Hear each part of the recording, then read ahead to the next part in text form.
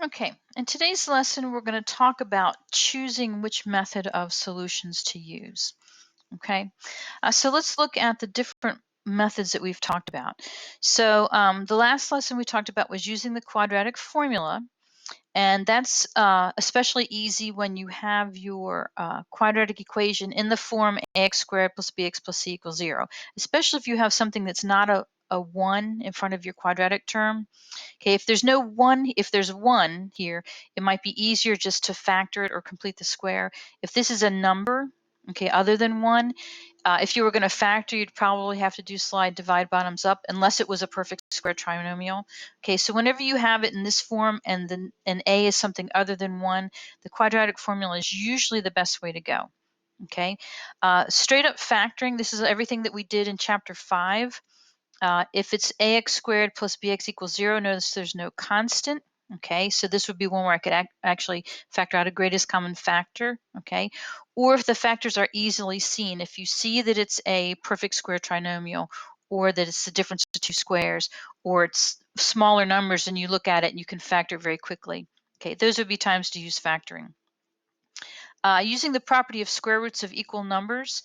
Okay, this is if you have something where you've got the squared variable but no other variable. Okay, so if x is squared but I don't have another x, it might be easier just to solve for x squared and take the square root of both sides. That's using the property of square roots of equal numbers. And then the last method is completing the square. If it's in this form, x squared plus bx plus c, and b is an even number, okay, if b is even, then you're dividing it by 2, so you're going to stay with an integer rather than a fraction. Okay, but usually any of these methods will work. Some just work better than others. Okay, so let's look at some examples here. All right, so here I have 12x squared minus 108 is equal to 0. This one, I'm going to look at method 3. Okay, see how it's in this form? There's no other x. Okay, so it's real simple for me to just solve for x squared. So x squared is going to end up equaling 9. And then when I take the square root of both sides, I end up x is equal to plus or minus 3. So that one was pretty quick. That one I was able to do quicker than it would take me to fill in the quadratic formula. Okay, let's look at the second one. All right, so now this one, it has an x squared and an x. So the property of square roots is not going to help me. There's a number in front of x squared that is not 1. So I might want to check to see if this is a perfect square trinomial. This is a perfect square, but 7 is not. So regular factoring probably isn't going to help me, because if I did, I would have to do slide divide, something like that. And I could complete the square, but again, this 4, I'd have to divide everything by 4, and I'd end up with 7/4. So let's look at the quadratic formula. That's probably going to be the easiest for this one. So my a is going to be equal to 4, my b is equal to negative 12, and my c is 7. So I can go ahead and plug in.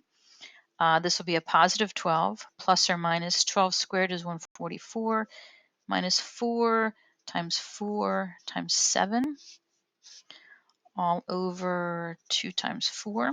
So that's going to give me 12 plus or minus 4 times 4 times 7 is 112. So I have 144 minus 112 all over 8. And if I write that down here, 12 plus or minus 144 minus 112 is 32 all over 8. And I can simplify square root of 32. I can factor out a 16. So that becomes 4 square root of 2 over 8. And I can factor out a 4 out of everything. So this would become 3 plus or minus the square root of 2 all over 8. That cancels. That becomes a 2. And I have 3 plus or minus the square root of 2 over 2. Okay, so obviously I could not have gotten this if I just tried factoring it.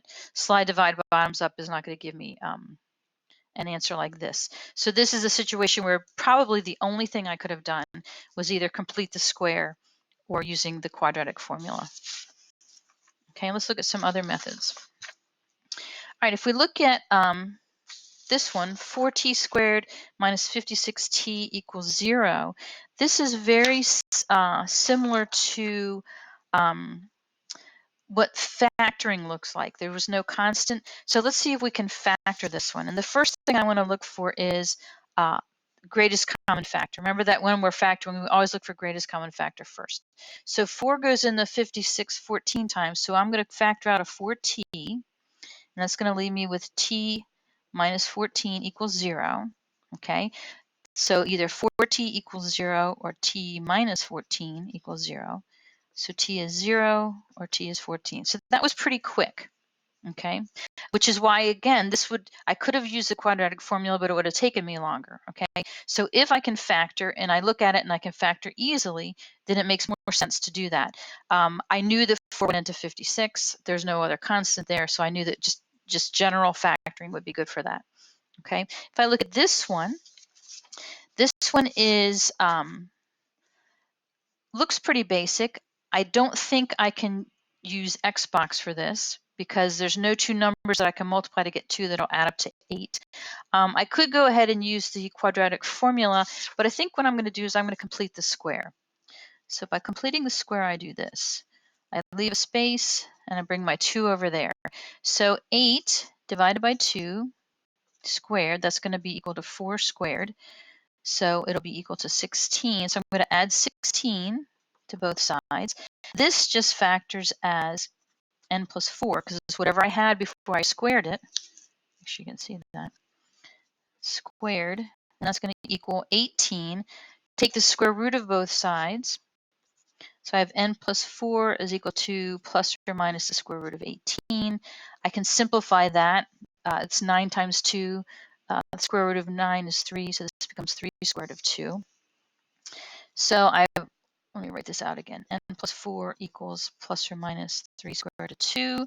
So n is equal to -4 plus or minus 3 squared root of 2. And I can write it just like that, okay? Or I can separate them out, but it's easier just to write it like that, okay? So this is something that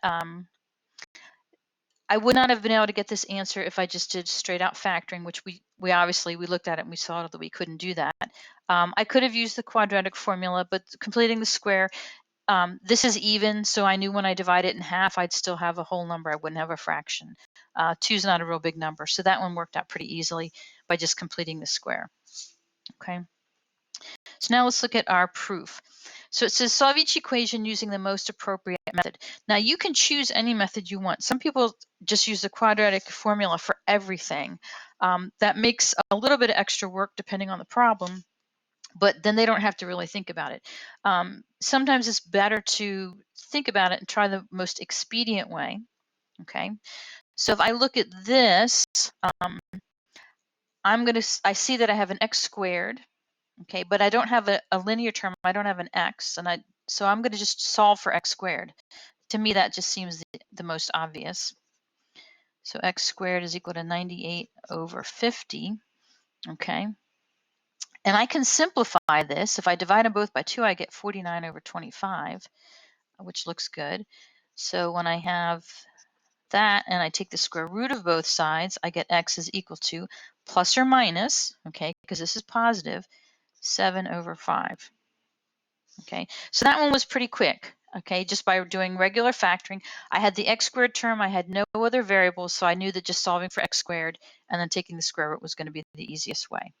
Okay, if I look at this, I could solve it by Xbox, or I could try to solve it by Xbox. I could use the quadratic formula. I could complete the square. If I choose to complete the square, I'm going to have to divide everything by 3, and 10 divided by 3 is not going to give me a nice number. So I'm just going to go ahead and use the quadratic formula for this one. So a is equal to 3, b is equal to 10, c is equal to -5. So n is equal to -10 plus or minus 10 squared is 100 minus 4 times a times c all over 2 times a. So this gives me -10 plus or minus 4 times 3 is 12 times 5 is 60. So 100 plus 60 is 160, Let me make sure I'm doing this correctly. 4 times 3 times 5. Yep, 160 all over 6. Okay, I can simplify that 160. 16 times 10, so the square root of 16 is 4. And I can't simplify the square root of 10, I don't believe. No, because 4 doesn't go into it, 9 doesn't go into it. However, I can factor out a 2. So this becomes -5 plus or minus 2 square root of 10 all over 6. These then I can simplify. So n is equal to -5 plus or minus 2 square root of 10 all over 3. And if we look at this last one, this one I could see if I try factoring it, there's nothing I can multiply to get 3 that'll add up to get 12. So regular factoring isn't going to work. It's not the perfect square trinomial. I could do the quadratic formula, but there's just a 1 here, and this is an even number, so I'm going to go ahead and just complete the square. So p squared minus 12y, leave some space, equals -3. So I have -12 divided by 2, which gives me -6 squared, which is 36. So I add 36 to both sides. So I end up with p minus 6 squared is equal to 33. Take the square root of both sides. And I get p minus 6 equals plus or minus the square root of 33. And there's nothing I can do with 33, so I just have p is equal to 6 plus or minus the square root of 33. Okay, and that's my answer for that. Okay, so there's usually more than one method you can use for each equation. I always look to see if I can factor it quickly. If not, chances are it's going to be irrational. So I'm going to be looking at either using the quadratic formula or completing the square. But you can choose what method you want to use.